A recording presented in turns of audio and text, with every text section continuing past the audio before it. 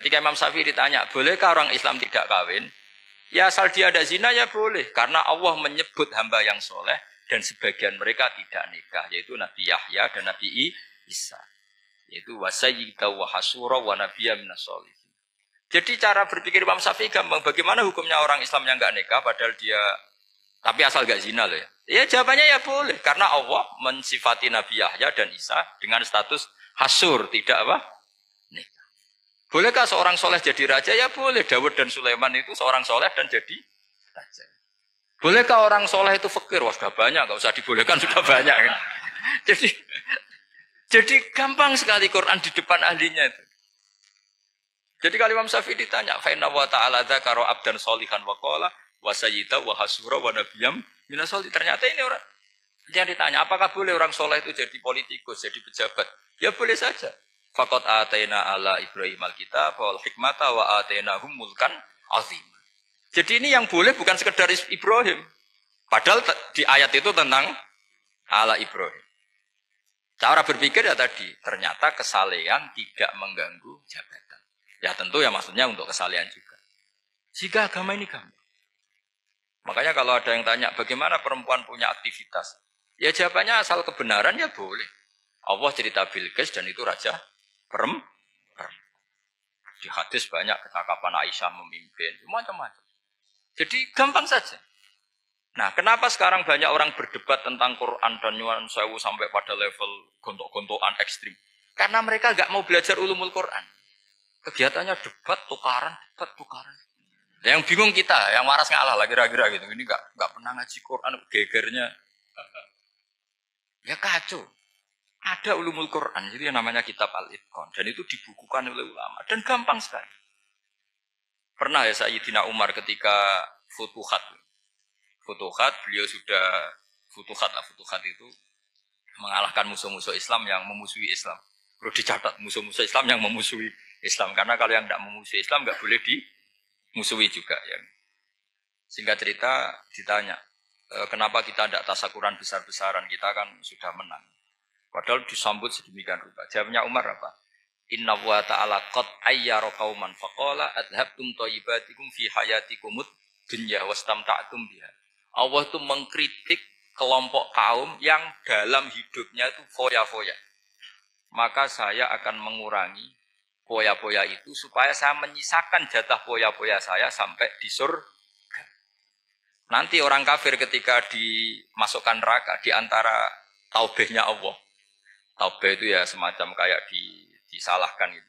Adhabtum thayyibatikum fi hayatikumud dunya. Jatah-jatah kenikmatan kamu, salah kamu habiskan di dunia. Sehingga kita harus pernah pas enak-enaknya tidur, tahajud, wiling-wilingan, ngurangi jatah. Sayyidah Aisyah itu cantik sekali, tapi sudah turu mujur di depan Nabi tetap sholat. Kalau sampai istrinya tidak cantik saja, nggak pernah tahajud. Itu masalah besar. Itu Aisyah itu kenangannya Aisyah. Saya ini kurang cantiknya. Sampai Nabi kalau sholat digoda tidur di depannya. Masyhur. Wa ana muqtaridotun. Saya tidur malang di depan Nabi. Nabi kalau berdiri sikilnya aku tak glojorno. Kalau Nabi mau sujud tak ingkert. Nabi terus saja tahajud. Dan saya yakin itu sunnah, tidak ada yang niru itu. Aisyah loh, bukan yang Saudah. Aisyah. Di semua riwayat itu. Kalau Saudah kan mungkin, wah pantesan Saudah kan gitu. Ini. Terus ada cerita lagi, betapa Rasulullah memang Nabi betul. Aisyah itu istrinya paling cantik. Kan yang nyanyi cantik itu hanya Aisyah, Zainab sama Sofia. Kira-kira rivalnya itu. Ya rivalnya itu, kira-kira. Ya sebagian ya cantik tapi enggak sekelas ini. Rasulullah itu malam-malam keluar. Terus pikiran Aisyah, pasti ke sebagian rival saya. Doroh itu maru kalau coba. Dibuntuti sama Aisyah. Nabi nggak tahu kalau dibuntuti Aisyah. Ini hadis riwayat doa masuk kuburan. Maka, jadi hadis itu ya unik. Kalau nggak di tangan ulama itu jadi kacau. Babu doa li ahlil kubur. Bab mendoakan ahli kubur itu babnya itu tentang cemburu. Walhasil karena Nabi keluar, wah ini mesti nggak bener ini. Paling ke Sofia atau ke ya pokoknya Zainab, pokoknya yang cantik-cantik. Ditututi sama siapa Aisyah. Nabi nggak tahu kalau itu. Ternyata Nabi itu kebagi itu. Assalamualaikum warahmatullahi mu'minin wa inna insyaallah bikum lahikun. Jadi barokahnya cemburu. Hadis itu ada rawinya. Oh, ternyata ke kuburan tuh. Itu sampai pulang. Jadi hadis itu diriwayatkan Aisyah. Ghirtu itu cemburu. Saya ini cemburu sama Nabi. Malam-malam keluar. Tutupnya juga mau kuburan. Lah, sahabatnya tanya, muridnya Aisyah. Lalu baca apa? Assalamualaikum daro qaumil mukminin wa inna insyaallah bikum lah. Kalau sampean kan enggak dibuntuti tok bar tenan. Mesti barbaran. Jadi ini penting saya utarakan. Jadi cobalah ulumul Quran dikaji secara baik. Insya Allah nanti maknani Quran itu mudah. Karena memang sesuatu itu harus ada ilmu. Ya sesuatu itu harus ada ilmu. Banyak ulama itu nangis karena mudah memahami rahmat Allah. Abu Yazid Al-Bustami itu jadi wali bukan karena banyak wiridannya. Enggak. Dia setiap makan itu memuji begini. Ya Allah, engkau itu tidak butuh saya. Tapi kenapa ngasih makan saya? Kalau majikan ngasih makan karyawannya kan supaya mau kerja. Semua kebaikan manusia itu pasti ada imbalannya. Tapi engkau itu tidak butuh apa. Kenapa ngasih nikmat kepada manusia padahal engkau tidak butuh. Itu kan aneh betul. Kalau apapun ikhlasnya orang kalau ngasih itu kan ada maunya. Meskipun sudah bilang ikhlas. Oh sudah. Tapi kalau Allah itu tidak butuh. Misalnya ada orang nyumbang masjid ikhlas. Tetap di hatinya. Benak Jumatan Pak Quran yang dinti. Tetap ada kepentingannya.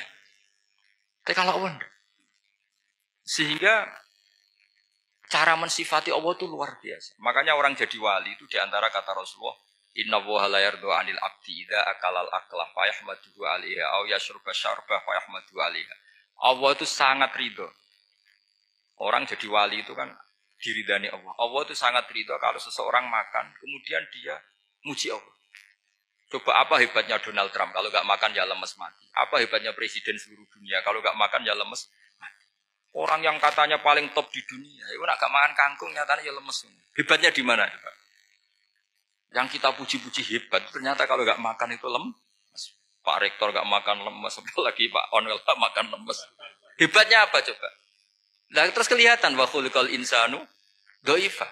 Makanya ketika Allah mengingatkan orang yang menyembah Isa, Allah hanya menghentikan gini, karena yakulani to'am. Isa dan ibunya itu makan. Maksudnya kalau nggak makan itu ya Kamu kebayang nggak punya Tuhan terus, Pak Tuhan jangan lemes, monggo dariin. Kayak apa malunya kita punya Tuhan kalau nggak makan apa? Lemes. Terus nanti cerita, alhamdulillah tadi Tuhan mampir sini. Tadi lemes lah tak kasih makan, bergas lagi. Makanya Allah ngeritiknya mesti sederhana, karena yakulani to'am. Kok kamu Tuhan kan gimana? Ini kalau nggak makan itu. Tapi kita sering keliru mengatakan Presiden Amerika itu superpower hebat. Hebatnya di mana seorang manusia? Kalau nggak makan ya. Ini makanya Allah ngendikan wa khuliqal insanu dhaif. Sehingga banyak para wali itu dekat Allah ketika makan. Bukan apa karena tadi makannya itu enggak kayak sampai ana makan banyak lahap segala-galanya udah gitu. Itu enggak setiap makan ya Allah betapa lemahnya saya. Yang katanya rektor, yang katanya profesor, katanya orang alim kiai. Katanya pengurus NU, pengurus Muhammadiyah, ternyata kalau tidak makan, lemes. Kerennya di mana lemes. Sehingga terus tawadu, terus macam-macam. Jadi ini penting. Jadi Allah mengingatkan manusia itu dengan makan. Makanya Nabi Rasulullah ngendikan, Allah itu sangat ridho seseorang yang setiap makan muji Allah. Tapi sekarang orang makan itu banyak yang enggak menjiwai. Karena ada aturannya sebetulnya, ngunyahnya sampai sekian kali. Nah, tapi sekarang kan sudah ada seperti itu. Makanya sekarang wali sudah enggak banyak. Pendaftarnya juga sudah ada banyak. Apalagi orang-orang intelek itu sudah agak tertarik daftar wali. Memangnya kalau sudah jadi wali dapat uang, malah repot lagi kalau seperti itu. Tapi ini saya cerita orisinilnya ilmu Quran. Ketika Allah mengkritik Isa itu hanya, ketika dituhankan maksudnya, itu hanya dengan kalimat kana yakulan itu Isa dan ibunya sama-sama. Dan ketika Allah memuja Rasulullah SAW dan para nabi, itu pujaannya itu aneh. Wa ma arsalna qablaka minal mursalin illa innahum la yakuluna ta'ama wa yamshuna fil aswaq. Saya tidak pernah menugaskan para rasul kecuali mereka itu ya makan dan jalan-jalan di pasar. Saya sampai sekarang hampir tiap minggu itu jalan-jalan ke pasar sama anak. Meskipun saya di Rembang Betul kayak gede itu, tetap biasa saya jalan-jalan ke pasar. Karena apa? Kata Rasulullah Muhammad, Isa itu sampai dituhankan, itu gara-gara jarang makan. Terus orang memitoskan macam-macam. Rasulullah itu kalau makan itu di depan umum, sering di luar rumah. Supaya kelihatan kalau beliau itu manusia. Jadi makannya Nabi adalah nafyun li uluhiyati. Perlu dicatat Nabi Muhammad jadi Nabi setelah Dengan tanda kutip tragedi Isa dituhankan. Karena Rasulullah jadi nabi setelah tragedi Isa dituhankan, maka sisi manusianya itu diperlihatkan. Sampai kalau makan tuh di depan umum. Tapi enggak marung di KFC, enggak ada dari wajah itu. Di depan umum. Nah, karena kepentingannya itu sehingga makanya Nabi ini ibadah yang luar biasa karena menunjukkan sisi kemanusiaan yang akan aman, tidak akan dituhankan. Paham ya? Sama. Seperti kita misalnya kiai atau pejabat. Makan saja enggak apa-apa. Tunjukkan kalau kita manusia. Kalau enggak makan lemes. Dan kalau itu terus dalam hati kita, insya Allah kita orang yang mengimani wa khuliqal insanu dha'ifa. Betapa manusia itu lemah. Nah, tapi kita sekarang enggak. Kalau kita jadi rektor enggak bisa mengendalikan satu kampus. Jadi kiai bisa mengendalikan umat. Pikirannya itu kayak Fir'aun. Dan di antara kesalahan Fir'aun adalah faqala ana rabbukumul a'la, bahwa saya bisa mengendalikan kalian semua. Maka dalam ilmu tasawuf yang pertama harus dihilangkan adalah sifat anani. Bahwa karena saya. Tapi kalau orang mau jadi wali atau orang dekat Allah, kenapa saya sering menyebut kata wali? Sebenarnya khazanah wali itu ada di Quran. Ala inna awliya Allahi la khaufun alaihim wa lahum yahzanun. Cuma orang kota senang bakas intelektual. Wong desa senani bakas wali. Akhirnya banyak orang yang enggak wali modus pura-pura wali terus nipu orang. Jadi sama-sama ada korban. Yang intelektual juga sama. Seakan-akan lebih intelek dibanding wali ini. Makanya saya supaya bahasa intelektual ya ada di Quran, maksudnya terjemahannya ada, bahasa wali juga apa? Ada. Dan kadang orang jadi wali itu melakukan hal-hal yang kecil. Yaitu merasa doif saat apa? Makan. Merasa doif saat. Karena tadi paling mudah menafikan ketuhanan seseorang adalah nyatanya kalau nggak makan lemes. Paling mudah mendoifkan manusia yang katanya presiden superpower pun kalau nggak makan lemes. Apa artinya kehebatan manusia yang sehatnya bergantung nasi satu mangkok? Kerennya di mana coba? Presiden kondang bisa pengaruh seluruh dunia. Jajalnya gak mangan sedino. Lemes. Berarti hadar rojul lelaki ini bergantung satu mangkok nasi. Hebatnya di mana juga? Makanya ada seorang raja angkuh datang ke seorang ulama. Saya raja bisa mengendalikan dunia. Kata ulama, tanya gini. Andaikan kamu tidak bisa minum, kemudian harus bisa minum kalau orang menukarkan kerajaan kamu. Kamu boleh minum, asal kamu tidak jadi raja. Apa kamu kasihkan kerajaan kamu ketika kamu harus minum dengan cara seperti itu? Misalnya di tengah belantara, kalau di Arab kan sering ada apa? Sahara itu ada padang pasir. Terus kata raja itu, ya saya milih minum. Kalau saya tidak minum mati. Mendingan tidak punya kerajaan. La tafrah bimulkin la yusawi kak samain. Kamu jangan bangga dengan kerajaan yang nilainya tidak ada dengan segelas. Baru dia sadar ternyata. Jadi kamu jangan bangga dengan satu kerajaan yang bahkan akan kamu tukarkan dengan segelas.